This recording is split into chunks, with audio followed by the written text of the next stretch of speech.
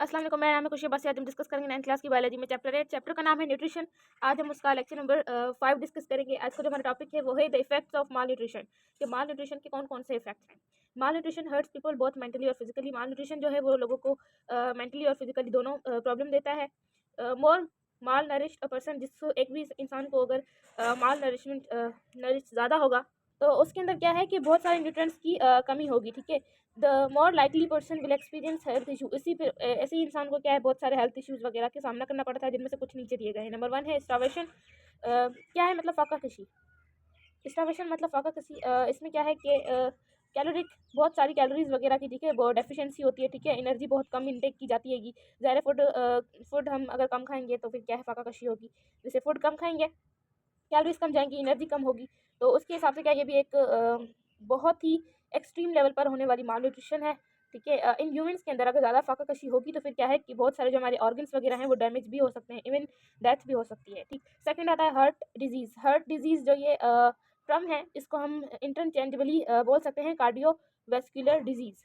ठीक है, अब कार्डियोवैस्कुलर डिजीज़ जो है वो जनरली क्या है, वो एक ऐसी कंडीशन को रिफ़र करता है जिसमें जो हमारी ब्लड वेजल्स होती हैं ना, वो ब्लॉक हो जाती हैं, और उस जिसकी वजह से हार्ट अटैक वगैरह जिसकी सबब से हार्ट अटैक वगैरह हो जाता है। ठीक है, चेस्ट पेन होता है, जिन्हें हो जाता है स्ट्रोक हो जाता है। ठीक है, हार्ट प्रॉब्लम्स जो हैं वो क्या है, वो उन लोगों को होती है जिनकी जो डाइट होती है वो अनबैलेंस्ड होती है। ठीक है, वो फैटी फूड्स खाते हैं। ठीक है, उनका जो कोलेस्ट्रॉल लेवल होता है वो इंक्रीज़ हो जाता है, और फिर उनकी जो ब्लड वेजल्स होती हैं ना, वो ऑब्स्ट्रिक्ट हो जाती हैं, और जिसकी वजह से हार्ट डिजीज़ वगैरह का सामना करना पड़ता है। उसके बाद आता है कंस्टिपेशन। ठीक है, कंस्टिपेशन क्या है कि ये एक ऐसी डिजीज़ है या ऐसी इशू है, हेल्थ इशू है, जिसके अंदर पीपल का ना खाने का, रोटी खाने का या खाना खाने का क्या है, शेड्यूल नहीं होता। ठीक है, शेड्यूल नहीं होता, तो इसलिए क्या है कि एक इसकी वजह से लोगों को जो है ना वो एक हेल्थ इशू होता है, जिसको हम कंस्टिपेशन बोलते हैं। ठीक है, इसको हम अगर डिफाइन करना चाहें तो सिंपल डिफाइन कर सकते हैं कि कंडीशन जिसमें किसी भी बाउल्स वगैरह, किसी को बाउल्स को खाली करने में क्या है कि डिफ़िकल्टी हो। ठीक है, जैसे सिंपल हम कह सकते हैं कि इसमें जो हमारा वेस्ट मटेरियल होता है ना, वो बहुत ही हार्ड हो जाता है, फिजिक्स हार्ड हो जाती है। ठीक है, नंबर 4 पे आता है ओबेसिटी। ओबेसिटी क्या है, एक मेडिकल कंडीशन है। ठीक है, जिसमें क्या है कि जो एक्सेस फैट होता है ना बॉडी के अंदर, वो चला जाता है, अ, और उसके फिर नेगेटिव इफेक्ट वगैरह हेल्थ पे नज़र आते हैं, हमारी हेल्थ में उसके नेगेटिव इफेक्ट होते हैं। ओबेसिटी जो है ना वो मोस्ट कॉमन काज्ड है कॉम्बिनेशन ऑफ एक्सेस फूड। ठीक है, ये बहुत ही कॉमनली एक इशू है, हेल्थ इशू होने वाला है, कि वो क्यों होता है, क्योंकि हम ज़्यादा फूड इंटेक कर लेते हैं। ठीक है, लैक ऑफ फिजिकल एक्टिविटीज़ वगैरह नहीं करते हैं, एंड जेनेटिक ससेप्टिबिलिटी हो जाती है। ठीक है, उसकी वजह से भी होता है ओबेसिटी। इसको हम बोलते हैं, ओबेसिटी को हम मदर डिजीज़ भी बोलते हैं। ठीक है, में लीड टू हार्ट प्रॉब्लम्स, जो कि हार्ट प्रॉब्लम्स वगैरह भी कॉज करती है, हाइपरटेंशन भी हो सकता है, डायबिटीज़ भी हो सकती है, ईटीसी। अब क्या है कि अब है social problem relate to malnutrition. ठीक है, सोशली प्रॉब्लम क्या है, जो कि रिलेट करती है माल न्यूट्रिशन के साथ। अब जो कॉर्निक माल न्यूट्रिशन है ना, वो डिसेबल है और किल करती हैगी विक्टिम्स को। ठीक है, उनके विक्टिम्स को। अब कह रहा है कि जो वर्ल्ड हेल्थ ऑर्गेनाइजेशन, जिसको हम WHO भी बोलते हैं, वो बिलीव करती है कि माल न्यूट्रिशन जो है ना वो बहुत ही एक बड़ा फैक्टर है या बड़ा एक प्रॉब्लम है। ठीक है, तकरीबन उसके अंदर क्या है कि 10.4 मिलियन डेथ्स हो जाती हैं बच्चों की under the 5 years, under 5 age. ठीक है, 5 साल तक के बच्चों की, मतलब 10.4 मिलियन जो डेथ्स है वो बच्चों की कॉज होती हैं under 5 age in development countries. ठीक है, डेवलपमेंट कंट्रीज़ के अंदर एक प्रॉपर एक जो एडुकेट अमाउंट ऑफ फूड है। ठीक है, और डाइटरी एनर्जी है, वो सप्लाई करना बहुत ही ज़रूरी है टू इंजॉयफुल हेल्थ, अपनी हेल्थ को प्रॉपर इंजॉयफुल ठीक रखने के लिए, इंजॉयफुल रखने के लिए, और प्रोडक्टिव लाइफ के लिए। ठीक है, malnutrition is not simple problem. Malnutrition simple problem नहीं है। ठीक है, एक सिंपल सॉल्यूशन के साथ ही इसके नतीजे में क्या है कि बहुत ही मुश्किल एक इंटरप्ले होता है हमारी सोशल का और बायोमेडिकल फैक्टर्स का। ठीक है, अब बताया जा रहा है कि फूड इनसिक्योरिटी क्या है, कि फूड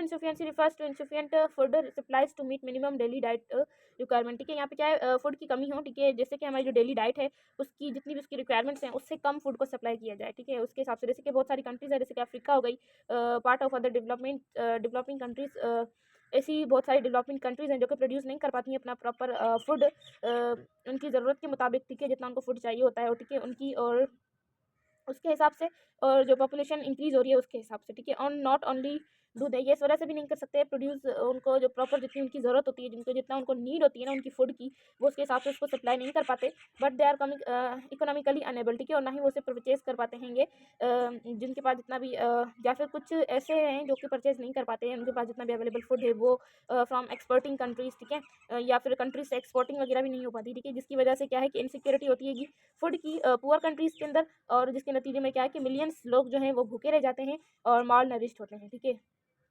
अब बिसाइड दिस प्रॉब्लम्स डॉट, ठीक है, ये प्रॉब्लम्स किस किस वजह से होती हैं, तकरीबन लैक ऑफ वाटर की वजह से भी कभी कभार हो जाता है, लैक ऑफ फूड की वजह से भी होता है, या फिर ओवरफ्लो ऑफ वाटर हो, ठीक है, जो कि क्या है कि टेरेबल रोल प्ले करती होंगी डिक्रीजिंग क्रॉप यील्ड्स, मतलब फसलें वगैरह बनने में इशू होता है और कम से कम फसल तैयार हो पाती है। अब यह कि यहाँ पर ग्राफ दिया गया है और जिसमें बताया गया है कि हम किस तरह से सोसाइटी में मॉल न्यूट्रिशन को रोक सकते हैं, ठीक है। तो अब यहाँ पर एक स्टार्टिंग में चार्ट दिया गया है कि पोटेंशियल रिसोर्सेज जो है जैसे कि एनवायरनमेंट, टेक्नोलॉजी और पीपल्स वगैरह, इनको अगर ठीक है इनको लिमिटेड इसको यूज़ किया जाए तो क्या है कि क्वालिटी और क्वांटिटी इसमें जो रिसोर्सेज हैं उसके और जो कंट्रोल है ह्यूमन का इकोनॉमिकली और ऑर्गेनाइजेशनल रिसोर्सेज उस पर इफेक्ट पड़ेगा, ठीक है। ये एक बेसिक काज है हमारी सोसाइटी में। ओके, उसके बाद क्या आता है कि अंडरलाइनिंग मतलब मेजर काज है हमारी हाउस होल्डिंग में, ठीक है, हमारी फैमिली लेवल पर। उसमें क्या है कि इनसफिशिएंट एक्सेस फूड होगा, ठीक है, indicate material in child caring practice होगी, पुअर वाटर होगा एंड सैनिटेशन होगा एंड इनएडुकेट हेल्थ सर्विस होगी, ठीक है। जब इनएडुकेट डाइटरी इनटेक होगी तो उसके सबब क्या बीमारियां वगैरह भी कॉज हो सकती हैं, जिसके बाद माल न्यूट्रिशन होती है या फिर डेथ वगैरह हो जाती है या डिसेबिलिटी वगैरह होती है, ठीक। जब डेथ डिजीज़ वगैरह होती है तो उसको ये एक इमीडिएट केस होता है, ठीक। उसके बाद जब माल न्यूट्रिशन, डेथ या कुछ डिसेबिलिटीज़ वगैरह हो जाती हैं उसको हम आउटकम्स बोलते हैं। Despite the profound effects of malnutrition problems on human and social development, इसी तरह से बहुत सारे malnutrition problems जो हैं उनके effects जो हैं वो पाए गए ह्यूमन और सोशल डेवलपमेंट्स के ऊपर। The world has shown on limited public alarm, ठीक है, दुनिया ने एक दिखाया है कि लिमिटेड, सिर्फ लिमिटेड पब्लिक अलार्म। नेक्स्ट आ रहा है पॉवर्टी।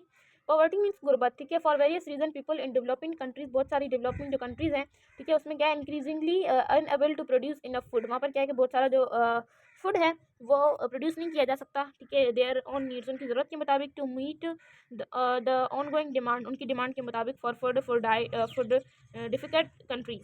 मतलब अब यहाँ पर क्या है कि वो अब जो फूड है उसको प्रॉपर प्रोड्यूस नहीं कर पाते, ठीक है, जितने उनकी ज़रूरत वगैरह में होता है, ठीक है, must import additional food and make it available. उनको क्या है कि अपना फूड जो है वो ज़्यादा से ज़्यादा उसको बनाएं और इम्पोर्ट वगैरह उसको करें, ठीक है, और उसको अवेलेबल पीपल्स के लिए, even if they are abundance of food, अगर जबकि उनके फूड के पास, अगर उनके पास फूड मौजूद है, ठीक है। Some people may not have access to it, कुछ लोगों के पास ये ज़्यादातर नहीं होता, because more and more access food in development countries is determined by holding house income, क्योंकि ज़्यादा से ज़्यादा अगर फूड मौजूद हो इन डेवलपिंग कंट्रीज़ के अंदर तो वो कहलाया जाता है कि हाउस होल्ड इनकम, उसको हाउस होल्ड इनकम के अंदर डिटरमाइन करते हैं। नेक्स्ट आता है इनइक्वलिटी बिकॉज ऑफ कल्चर, ठीक है, कुछ कल्चर की वजह से कि मैन और वुमेन के अबाउट, ठीक है, इन मैनी डेवलपिंग कंट्रीज, ठीक है, many womens risk small malnutrition throughout their life, ठीक है, बहुत सारी जो वुमेन्स होती हैं वो अपनी ज़िंदगी के साथ एक रिस्क लेती हैं माल न्यूट्रिशन का अपनी कल्चर की वजह से, ठीक है, क्योंकि मैन और वुमेन का एक कल्चर किया जाता है एक, ठीक है, उसके अबाउट के वुमेन्स को फिर माल न्यूट्रिशन का सामना करना पड़ता है अपनी ज़िंदगी में। The risk for malnutrition in girls begins to early age, ये जो रिस्क होता है ये उनको बहुत ही अर्ली एज में करना पड़ता है। Ultra nutritional needs are same for boys and girls. First age मतलब कोई भी लड़की हो या लड़का हो उसको स्टार्टिंग के 10 ईयर्स जो उसका न्यूट्रिशनल नीड्स होगी वो इक्वल होनी चाहिए, ठीक है। Boys often get more food girls को, जबकि वहाँ पर ऐसी कंट्रीज़ के अंदर गर्ल्स को ज़्यादा बॉयज़ को ज़्यादा फूड दिया जाता है एज़ कम्पेयर टू गर्ल्स। अब इस चार्ट में बताया गया है कि अगर ज़्यादा से ज़्यादा एजुकेशन, क्रेडिट और हेल्थ केयर्स वगैरह हों तो क्या होगा और अगर ना हो तो क्या होगा। तो पहले हम नो वाला देख लेते हैं कि अगर ना हो तो फिर क्या है, पुअर एजुकेशन होती है, लो अर्निंग्स होता है, हेल्थ एंड न्यूट्रिशन डेफिशिएंसी होती है, ठीक है। लो वेट होगा, ठीक है, गेन इन प्रेगनेंसी, फिर लो बर्थ वेट बेबीज़ होगा, इंस्टेंट ग्रोथ होगी, एनीमिया हो सकता है, फ्रीक्वेंट इन्फेक्शंस वगैरह हो सकते हैं। उसके बाद high maternal infant and child mortality हो सकती है, अंडर नरिश्ड हो सकता है चाइल्ड, ठीक है, और अडल्ट भी। फिर उसके बाद लैक ऑफ एनर्जी भी हो जाती है, पुअर परफॉर्मेंस होती है, लो प्रोडक्टिविटी, कॉग्निटिव डेफिशिएंसीज वगैरह हो जाती हैं और बहुत सारी लैक ऑफ ऑप्शंस होते हैं इन सोशल इकोनॉमिक और कल्चरल लाइफ में। और अगर ये सब चीज़ें हों तो फिर क्या होगा कि एजुकेशन भी होगी, लिटरेसी भी होगी, बेटर जॉब्स होंगी, मतलब जॉब्स अपॉर्चुनिटीज़ हमारे पास होंगी, हेल्थ होगा, ठीक है, न्यूट्रिशन वगैरह सब होगा, फैमिली जो है वो वेल बीइंग होगी, बेटर इकोनॉमिक स्टेटस होगा, हेल्थी बेबीज़ होंगे, ठीक है, well nourished mother and child and more income for housing, ठीक है, फूड होगा, एजुकेशन होगा, कम्युनिटी होगी, कम्युनिटी इन्वॉल्वमेंट होगी, हेल्थ होगा, ठीक है, एंड बेटर एजुकेशन होगी फॉर चिल्ड्रंस और बहुत सारे ऑप्शंस होंगे सोशल इकोनॉमिक और कल्चरल लाइफ में। अब रिस्क ऑफ इन्फेक्शन क्या है कि नॉर्मल बॉडी के पास एक कैपेसिटी होती है कि वो फॉरेन ऑर्गेनिजम्स जो हैं, जो टॉक्सिस जो भी ऑर्गेनिज्म है उनको रोकती है, उनसे लड़ती है, ठीक है, उसको हम कहते हैं इम्यून सिस्टम, ठीक है। बट जो इम्यून सिस्टम है वो क्या है कि एक फंक्शन प्रॉपर उसका होता हैगा, ठीक है। जब बॉडी माल नरिश्ड हो जाती है ना, ठीक है, तो इम्यून सिस्टम क्या है, जो उसके जर्नल जैसे बॉडी के इम्यून सिस्टम हम कह सकते हैं कि जर्नल प्रोसेस हमारी बॉडी के, ठीक है, वो कॉम्प्रोमाइज़ करते हैं माल न्यूट्रिशन के साथ, ठीक है। फिर जो हमारी स्किन एबिलिटी में क्या रेजिस्ट पैदा होती है कि वो इन्वेंशन कर सकते हैं ऑर्गेनिजम्स के एंड और दो एसिड सिक्रीशन होती है उसमें प्रोड्यूस बाय स्टमक, जो कि स्टमक प्रोड्यूस करता है, उसमें रुकावट पैदा होती है कि वो जो फॉरेन एजेंट्स हैं उनसे लड़ सके। To production of chemical compounds, तो केमिकल कंपाउंड्स की क्या है प्रोडक्शन हो उसमें इन द ब्लड के अंदर दैट डिस्ट्रॉय टॉक्सिक, जो कि टॉक्सिक्स मटेरियल जो भी होता है उसको डिस्ट्रॉय करता है, ऑर्गेनिजम्स उसको डिस्ट्रॉय करता है, कैन बी इन्फेक्टेड एडवर्सली, वो इफेक्ट करता है एडवर्सली तौर पर, बड़ी तौर पर।